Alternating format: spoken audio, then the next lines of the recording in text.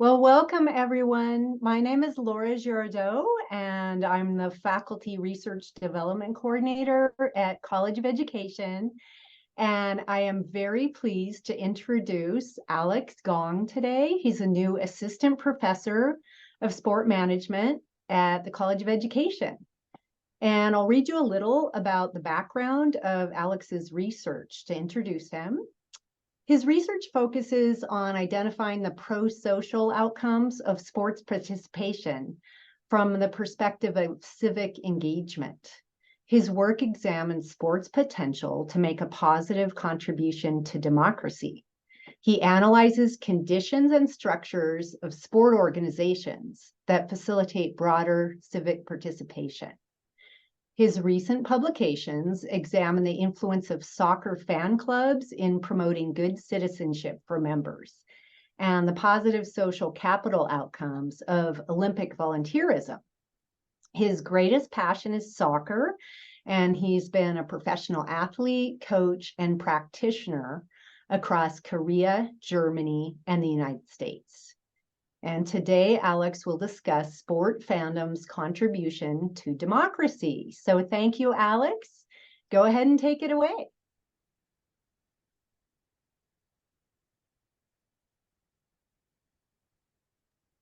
Yes, I need to unmute myself. Thank you, Laura. Can you hear me well? Yes.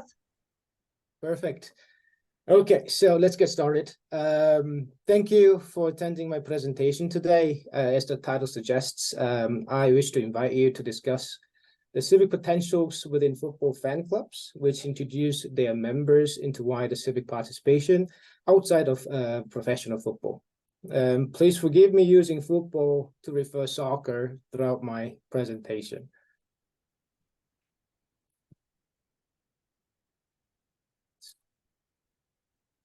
Okay, so professional football nowadays, like other sports, are highly commercialized. Football, once regarded as people's sport, its affinity to working class people is fading away. So the rising economic values of professional teams require sacrifice of the fans, which is evidenced by the escalation of cost of attendance. The neoliberal order, which seems to dictate the modern football, propels teams to welcome financial capital from investors who possess a strong tendency to regard football as a commodity, while other non-tangible values cherished by fans are remaining neglected. Therefore, it is not uncommon to see collective protest of the fans against the dominance of neoliberalism, in which fans express their resistance and demand transformation of modern professional football. We would be mistaken, however, to believe that exhibiting their opposition to how professional football is managed is the only message that is transmitted from the fans to other stakeholders and wider outside world. The discourse on modern football is multidimensional and include various prosocial agendas, including fighting against racism, homophobia, sexism, and other kinds of exclusion, as well as demanding immediate collective action for climate justice, among others. While displaying these values in their banners is one of the most used form of expression, the fan activism uses numerous platforms to communicate their values. That includes, but not limited to, engaging in issue-based campaigns, organizing demonstrations, collaborating with outside organizations, and wider transnational football fan communities. Reflecting on this counter-movement by the fans, I wondered, what are the underlying mechanisms and structures that make football fans more civically engaged? Also, on a continuum to the first question, I also wondered how fans' associational experience would translate into other kinds of civic outcomes. So to answer the two questions, I availed myself to the opportunities offered by the academic discourse on voluntary associations. Voluntary associations simply refer to organizations that comprise the civil society, which may include organizations active in the third sector, as well as your private friendship groups. Alexis de Tocqueville, when he traveled across America in the early 19th century, depicted CSOs, civil society organizations, as large free schools that train citizens in the art of democracy, wherein members also acquired skill sets and knowledge needed for further civic engagement. So this Tocquevillian understanding of CSOs gained increased scholarly attention in the late 20th century to explicate the relationship between participation in CSOs and harnessing democratic attitude and behavior, in which scholars aimed to identify what happens within the associational settings, prosocial outcomes that arise from associational experience, and to theorize the type of associations most conducive to democratic outcomes. For instance, this civic volunteerism model pinpoints the unequal nature of civic participation that necessitates assets, credentials, and resources for people to be civically engaged in politics and in their respective communities, which somewhat resembles the reality of representative democracy we are witnessing today. Sport organizations were regarded as a kind of association that had limited impact on varying civic participation for their recreational purpose. However, Putnam's Bowling Alone, published in 2000, viewed the central reason for declining civic spiral in American society lies in the reduced opportunities in sport to build meaningful social ties with different others and experience governance. However, previous studies found inconsistent findings on various outcomes of civic participation. All right, so the prevalent usage of content-based typology, for example, is based on the belief that different organizations which perform similar functions are similarly structured. These organizations would render similar civic outcomes, which, reflecting the within-group diversity of sport organizations in today's context, may in turn result in methodological fallacy, Despite the heterogeneity that persists under the term sport organization, most of the previous studies have utilized the content-based typology to assess the civic opportunities offered by the organizations and analyze the outcomes associated with acquiring such skills. Football fan clubs represents the wide diversity that exists under the umbrella of sport organizations. Their distaste for how modern football is managed allowed to actively engage in fan activism initiatives. Fans and their collective entities sometimes assume the position of the customer, expressed as boycotting, to demand changes in modern professional football, while at other times they project their citizenship orientation to disseminate prosocial values that are not necessarily related to the matters of football. This, in turn, broadened the radius of involvement of modern football fans that transcends the physical locations as well as their ideological boundaries. Football fans nowadays assume more physical spaces, for instance, to enjoy the sport, but also to exude the values they cherish. While the stadium acts as the quintessential space for fan activism, fans utilize various peripheral spaces to communicate their initiatives, which include wide variety of physical locations such as bars, open spaces, public parks, and more. As mentioned, the spectrum of associational engagement has become wider, in which fans build transnational network of supporters, and they tend to collaborate with other organizations outside and also inside of football. And also they would be engaged in active participation in issue-based campaigns. So reflecting on the continuous changes in modern football world, two research questions were established to gain a firm understanding on the civic potentials that reside in football fan clubs. So the first question really examines the opportunities to gain hard skills and soft relational ties from the fans' experience, associational experience in their respective fan communities. And the second question really delves into translating the associational experience into wider civic arena, so which necessitates an examination of the critical conditions required to sustaining and cherishing the civic engagement.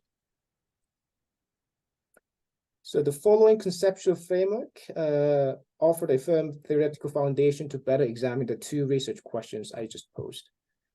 Civic opportunities offer a sound understanding on what is being done within the associational boundaries. Socialization hypothesis adheres the Tocquevillian view and reasons associational engagement being the factor leading to increased civic engagement, obviously. And self-selection, on the other hand, presents a contrasting logic and claims it is the already existing attitudes and traits of individuals that determine what kind of associations people join and in what degree. So this is my research setting. So I obviously traveled to the city of Hamburg in Germany to examine the two research questions. I utilized critical ethnography to better understand the system relations that buttress the fan communities of the two professional teams that are currently competing in the second division of German professional soccer. So one is Hamburger SV, known as HSV, and the other one is FC St. Pauli. So they are located in the same city, and HSV possesses 217 fan clubs, whereas there are 349 St. Pauli fan clubs located within the Hamburg area. So the reason to travel to Hamburg was strategic because it allowed me to examine two different cultures within fan communities.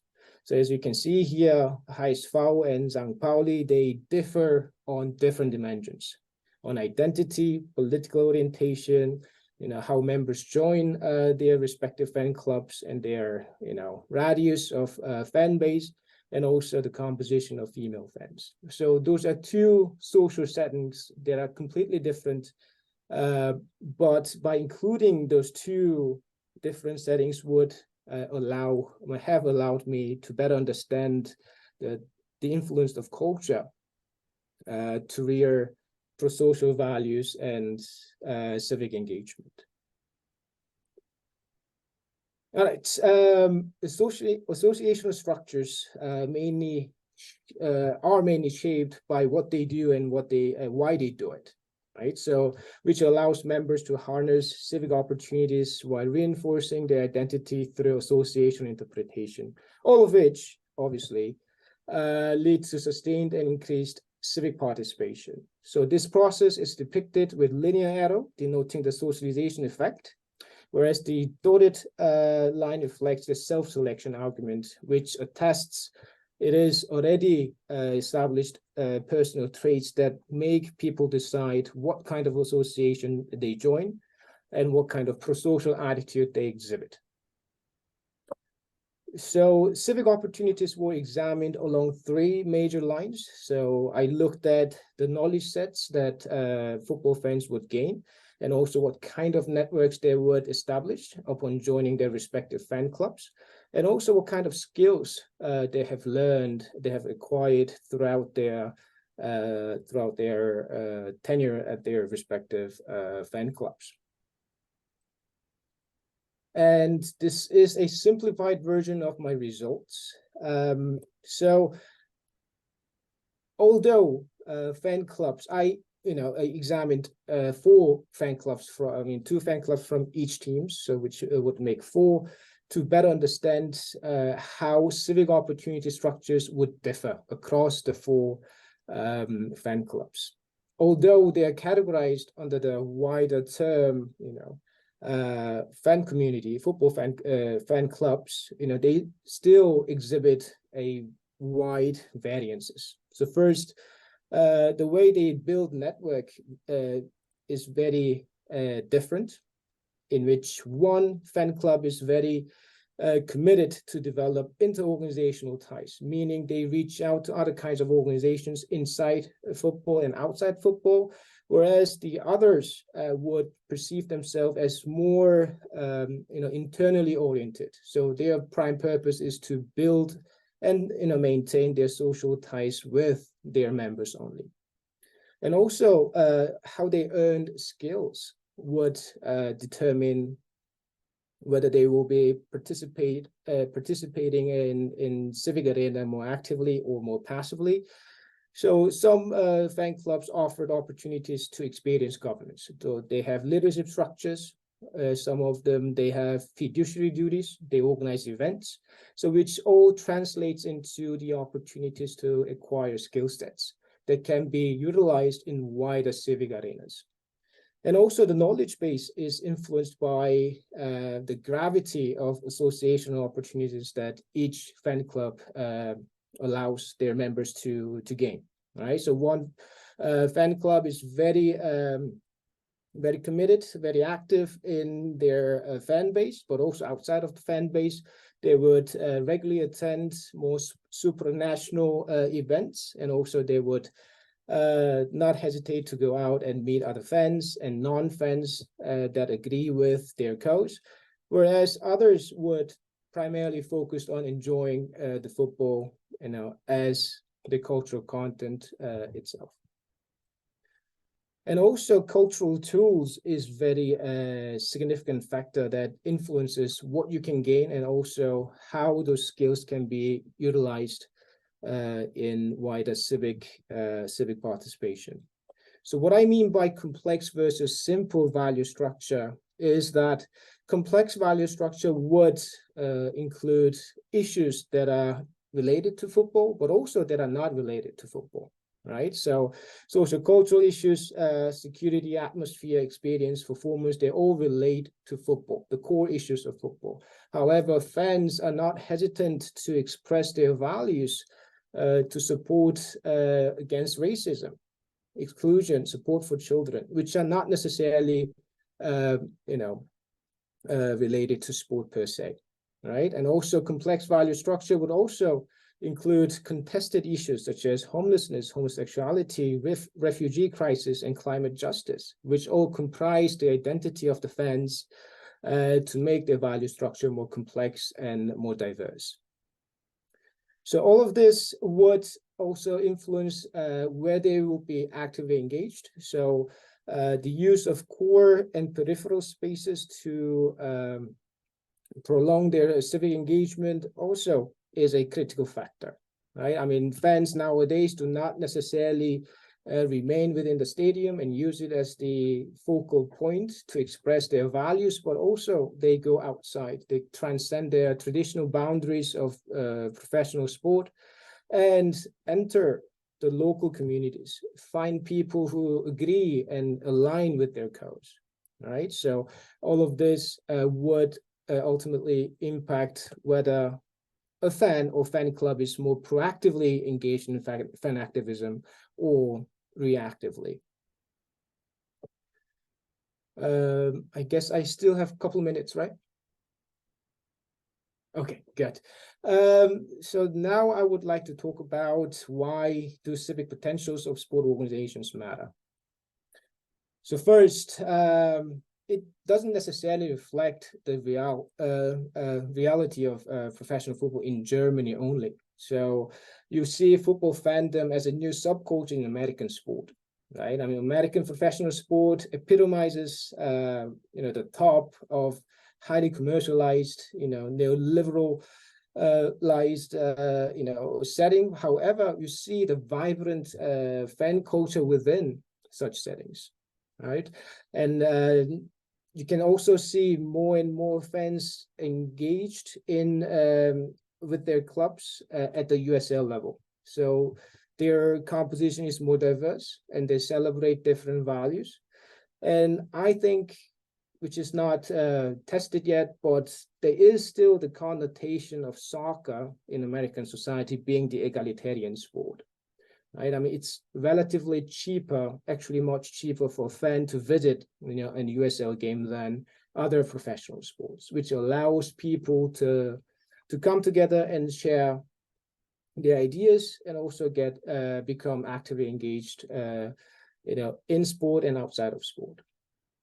And second, this denotes opportunities to practice small-scale democracy, right? I mean, nowadays we do not necessarily have the avenues to enjoy, practicing small-scale democracy because we are too occupied with our work, right? With our private issues and matters, right? But what we have seen in my study really denotes the availability of opportunities to meet people, to share the ideas, and also to critically engage in a dialectic process about values that should be cherished or that should be set aside, in the context of professional soccer. And also, which this relates to the point that sport locations or sports stadia could serve as a potential public sphere, as enunciated by Jürgen Habermas, right? I mean, we certainly see the dialectic process on a daily basis. They have to be engaged in a discussion what banner they should display at the games, and also what kind of values to embrace, right? I mean, all of which require a healthy process of discussion and sharing perspectives. And also traditionally, leisure organizations, they require additional secondary mechanisms such as civil and political organizations for their members to become active in political sphere or civil sphere. But in the context of football fans, as we have examined in the previous slides, there is an absence of such secondary mechanisms. And also it is, I think it's very helpful for students, because we tend to focus on telling them, informing them, what to do. So we are too focused on the what questions rather than the why questions. So why is it important to be engaged in sport? And also, what are some of the critical elements that makes sport as an avenue that can via prosocial values? And also, sport could be perceived as a mechanism for social change, right? So if you look at the vivid messages that are communicated from the fan bases, I mean, it is very prosocial, right? So although sport or sports spares wouldn't necessarily require intervention from outside, it somewhat trains itself, as Alexis de Tocqueville has mentioned a couple, decades ago, 2 decades ago already, right? And also it allows to understand the niche of sport in hyper-commercial market economy, right? I mean, our students, for instance, are envisioning professional sport as a cultural content, while its civic potential is somewhat neglected. I think by understanding the process, would help our students to gain necessary skills to correctly use the lessons they have gained from the lectures and also from the practical sides. Okay, so yesterday I attended a webinar that was managed by Jessica. I think she's here.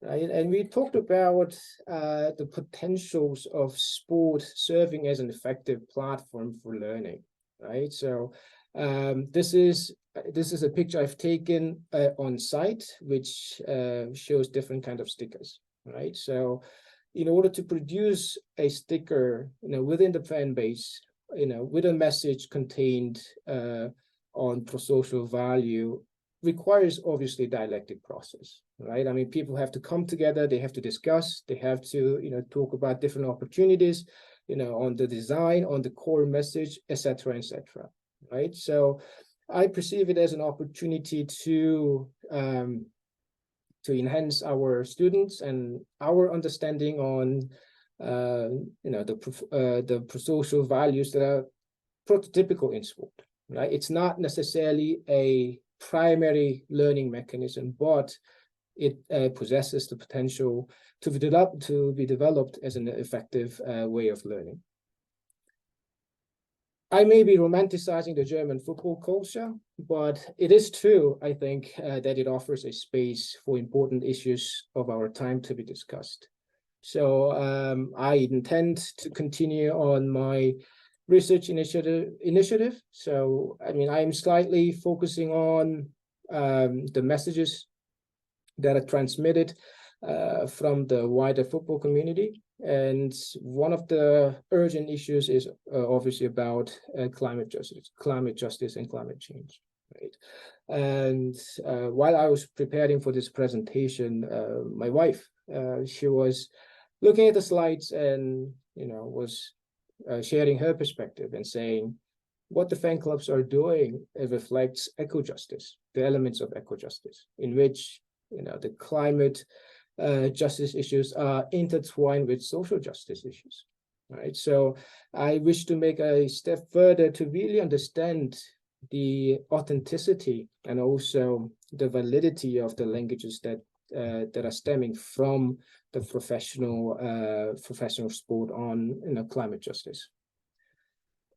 And lastly, Emma, I think she's here as well. I attended one of her presentation, and she also offered very critical perspective in which critical podcasting can help us to really understand where the social discourse on climate justice in sport is leading to, right? It seems like sometimes they are following the neoliberal logic by representing what corporations do to save the planet. But however, we have to go layers down deeper to really understand where the discourse is truly leading to. I guess I am finished with my slides, and I think I'm 2 minutes over. I'm sorry, and I also apologize for for mumbling a little bit. No, you did just wonderful, Alex. I'm going to, if you would stop sharing the slides so I can see more people, I'm going to sort of coordinate the discussion. And first off, I'll just ask a quick question to get us warmed up and then open up for other people, please. We have about 25 minutes. I'm wondering, are there different sports that you think are more attuned to this kind of democratic discussion and so forth? Are there, I'm a big fan of American football, and I also follow soccer, but I wonder if the hierarchical structure of American football with, the quarterback as the leader and so forth is less amenable to this kind of democratic back and forth dialectic that you talk about.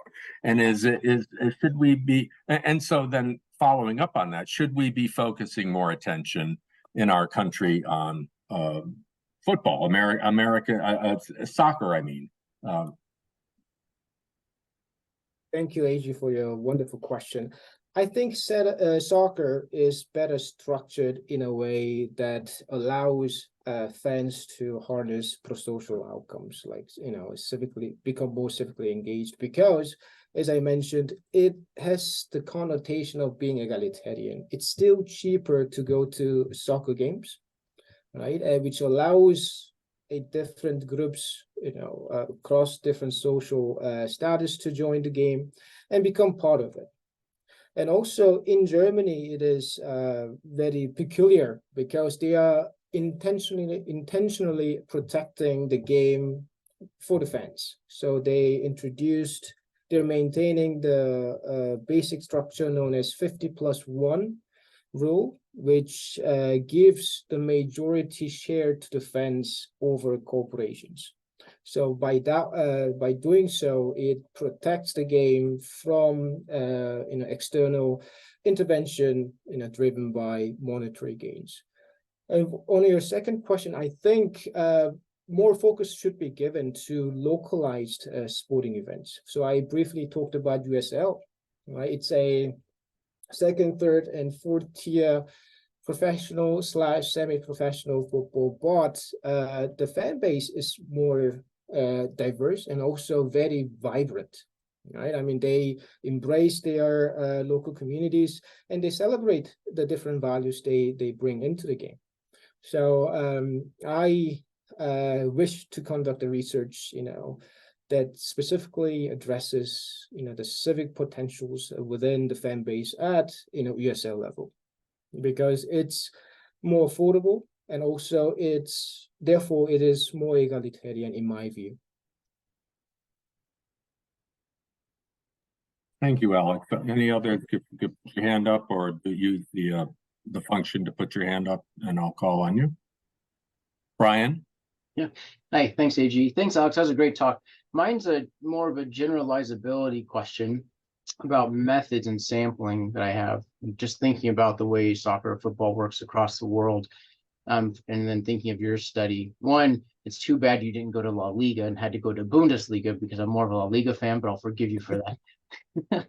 I'm curious in your sampling why you chose a second tier team, and it seemed like you chose two male teams compared to a first team or a second team female team. And I'm curious your thoughts on those differences, and if you think if you would have focused on the female clubs, if your results would have been the same.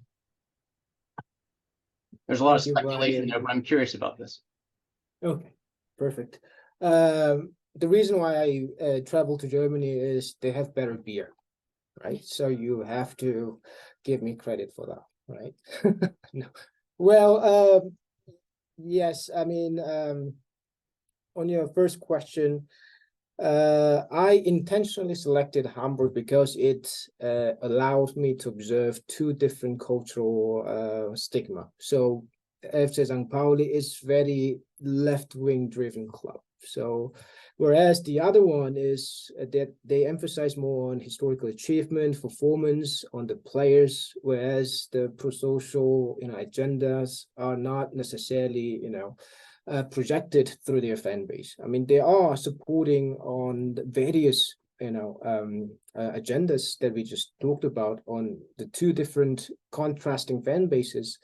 But I really wanted to include the contrasting cultures that underpin those, fan communities. So that was the reason why.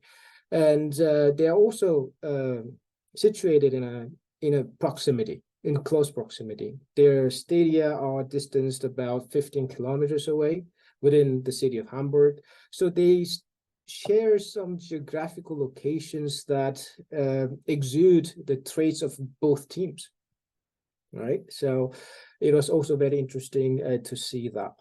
And generalizability, I think, is a limitation of my study. Obviously, I did critical ethnography. I stayed 6 months there. I started with passive observation, then conducted active observation. Then I did interview questions. So interviews with the members. So I think the generalizability is somewhat restricted to the German context, because the findings attest that civic opportunities also reside within the fan clubs of HSV, which is not necessarily politically motivated.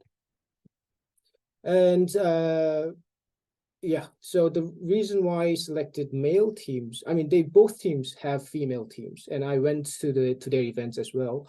But back then, it was already 2 years ago. Back then, it was the women's competition was much smaller than nowadays, and it was going through the COVID areas, and most of the games were canceled, and also, they were initiated behind the closed doors. So, but if I would redo the research in the context of female soccer fans, and I think the messages would be more diversified. I mean, if you look at the fan bases of female professional soccer in Germany, it's more diverse. The proportion of women is higher than men, although men is also, transitioning from male competition to female competition as well, but they show a wide variance in terms of age groups. So I think the messages that will be transmitted from the fan bases would be more colorful, and also would be more straightforward, and there would be more genuine and more creative initiatives to support their cause. That's my assumption. Yeah, no, that's super helpful. Thank you. Yeah, I'm just always interested in that gender issue between, especially soccer in those different countries. Just speaking from experience, when we lived in Spain, there were 400 teams for my son to choose from and one for my daughter to choose from. And I think about the actions of those communities we lived in, how they supported men versus women in those opportunities. And that's changing in Spain, I think, and you see that in their soccer programs with their, awesome win this year in the World Cup and the progression they're making promoting women's sports. So I think more focus on other teams besides the male teams is needed to see how those models that we typically look at hold up when you focus on those. So thanks for your answer. I appreciate it. Thank you, Brian. Catherine. Hey, Alex. Thanks, E.G. Great job on the presentation. I think it just highlights a lot of intersecting themes related to culture and related to how we think about the role of sport in society and how we engage in these democratic ideas. And then, thinking about your future research. I guess I was left also wondering about how fans are like thought of, right? Because I guess, and I think about, AG mentioned American football, so AG opened the door to connect it. But I think about something like the fandom of US American football and like the real backlash when you had an athlete, someone like Colin Kaepernick, take a stand for Black Lives Matter, and then these repercussions on that. And then in soccer and in football, the ways that's, and at least my perception, I also think we've talked about locally, right? I live in Portland. I think of the Timbers, I think of the Thorns, and I think about like the pressures they put on those soccer clubs. I guess my question, coming to a question, is how do you see them maybe in, and that was insightful when you mentioned the like that the fans have some ownership of the teams in Germany. And I don't think that's the case here, or at least, they have owners. So I think about how fans are considered also a customer and how much pressure. And I guess I'm thinking about the difference between your study around like the fan clubs being these potential sites of political space and solidarity, and yet with the tensions around, but the organization is trying to make money. It's a business, right? Like, I wonder if you could speak to that a little bit, because I wonder about that tension.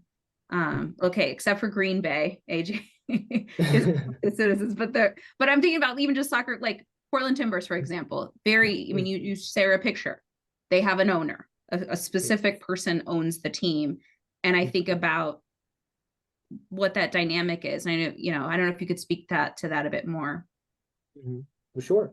Thank you for your question, Catherine. And I think if you travel to the context of German professional football, I think being a fan to a professional team can be considered as a form of cultural capital. It describes who you are, right? And also it represents the values that you cherish, right? It also opens a wide variety of opportunities, to engage with different others, and also, cherishing the fan loyalty to a specific team gives you certain advantages in German society. That's how fans are considered. That's how the sport of football is perceived in German society.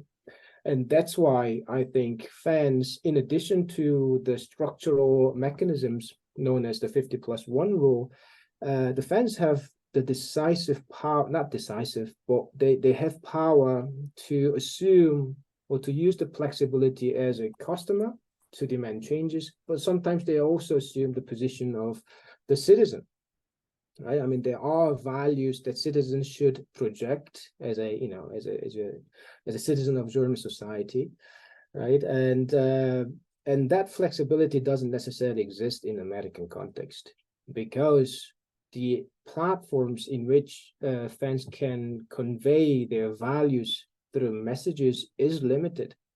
And that's why I don't think there is a permeability between core and peripheral spaces in American professional sport. The only thing, one of the few things that American sport fans can do is to exhibit their values within the stadium.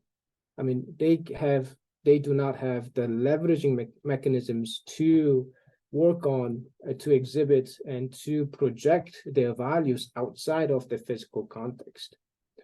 And I have seen a different picture in USA a little bit, because the notion of ownership is more fluid. right? So the notion of community ownership is somewhat stronger at the lower level of competition. So yeah, so that's, I hope that answers your question somewhat. Yeah, I don't think I had a very clear question, so it does. It was a wandering of thinking more than a question, but that's helpful.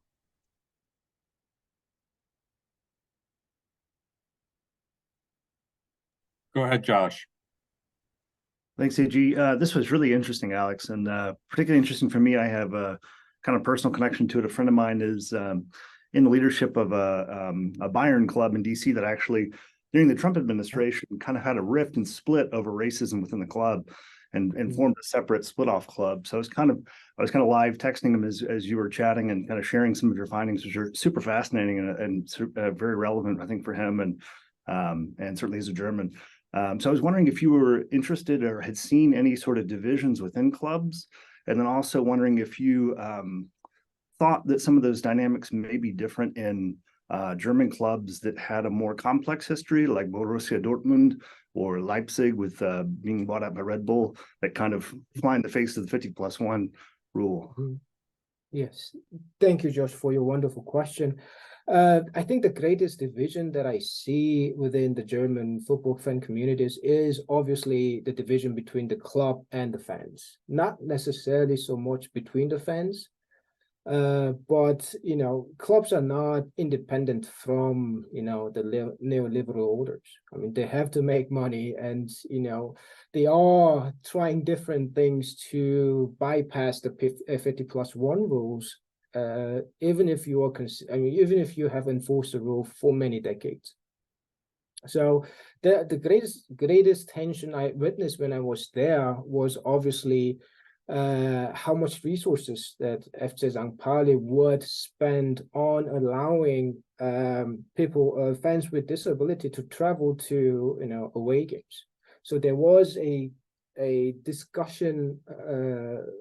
There are like meetings organized by the fan clubs, collective fan clubs, that discussed how can we minimize the barriers when fans with disability would attend the away games. The fans demanded, some officials from the club would have to follow the fans with disability so that they can better navigate themselves at away games. And that tension was quickly solved, to be honest, because the fans in Germany had different channels of communication with the club, right? It wasn't, simply making a post on Facebook, right? So they have direct connection to the people in power, and also they have people, in the leadership position from the fan base. So, yeah, it was great to see how it changed the process of how a critical change was made. Right, and the Leipzig Red Bull, let's say Red Bull Leipzig. I mean, that's the more correct term here. It's obviously the most hated club, right? Because they, it is I would say, it's a satellite club of Red Bull Corporation, and after St. Pauli, for instance, they seriously considered to cutting off their ties with Under Armour, which used to be the kit supplier, because they were supplying materials for mercenaries. So, that sentiment translates into how the German football fans perceive other clubs and the fans of other fans. So I think there could be also a division, a great division when St. Pauli plays against Leipzig, in the future. I wouldn't like to be there, but yeah.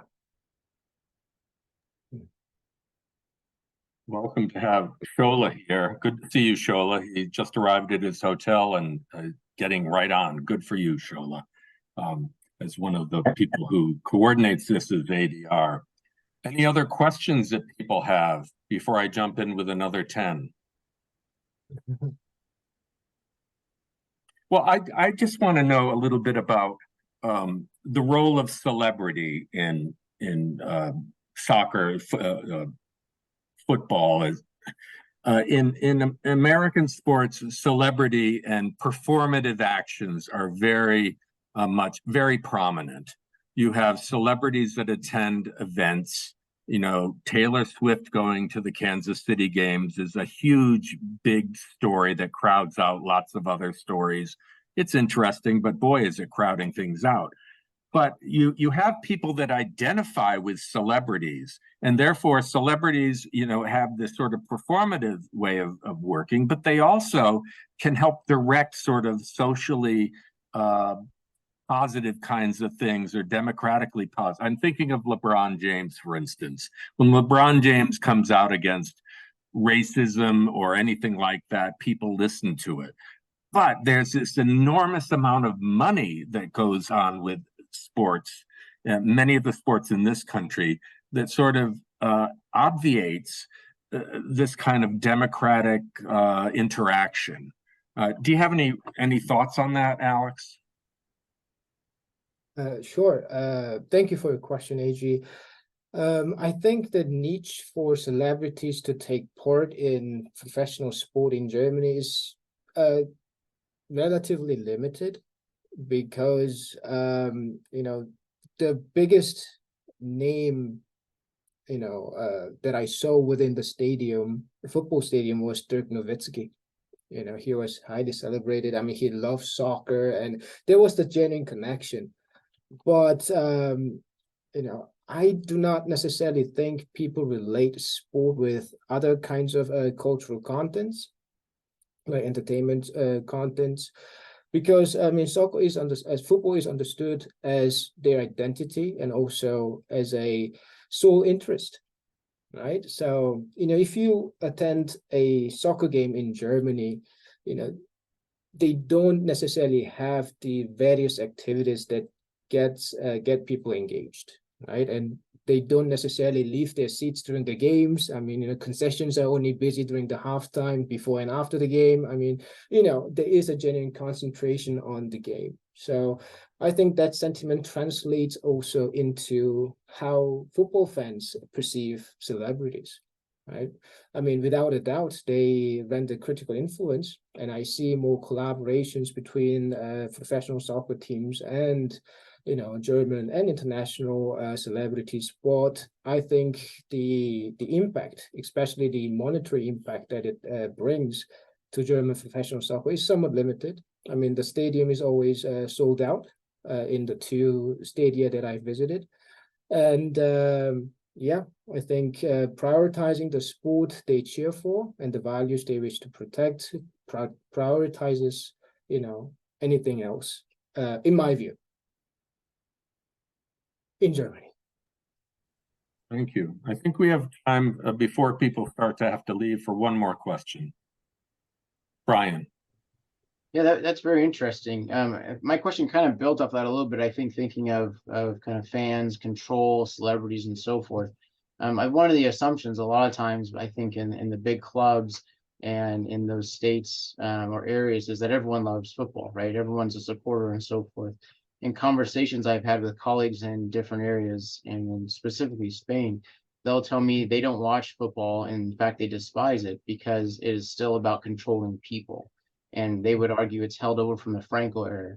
And so for them, football is like a disgusting thing. They don't support it.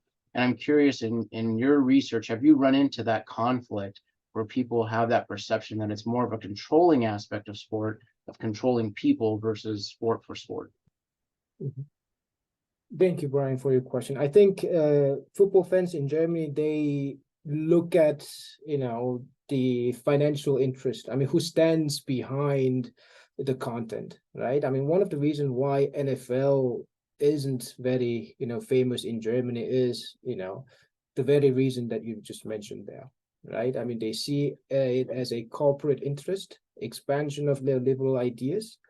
So that's why, I mean, you know, deeply engaged football fans and supporters, they do not necessarily welcome, you know, and perceive it as a foreign intervention. And one of the examples I experienced on this matter is obviously the NFL, right? I mean, the values that FC St. Pauli embrace contradicts the values of NFL. on numerous dimensions. So that's why, when I was observing people and they knew that I was from the US, I was from Indiana, and they knew what Colts was. I mean, they knew what Pacers was, but didn't necessarily welcome that aspect. Thank you. Thank you so much, Alex. Before we go, I know people need to leave. I know Laura wants to talk about our next talk, but Alex, that was wonderful. I want to talk to you even more, have coffee. I'm buying. So go ahead, Laura. Say some things about that you want to talk about our next great research conversation. Yes, our next research conversation is with Dr. Shanghai Dai from the Educational Psychology Department here at College of Education, and it's November 14th, same time, 12:10 to 1 p.m. We hope to see you there. And Alex, I'm just very excited about your research, and I'm seeing lots of connections for collaborative grants at COE, at WSU, and beyond. So fantastic job, and thanks to everyone for attending today. Thank you. Thank you, AG. Wonderful, Thank you, Alex. Laura. Thank you so much. Thank you, Alex. Thank you, Sola. Thanks, AG and Laura. You're welcome, Shola.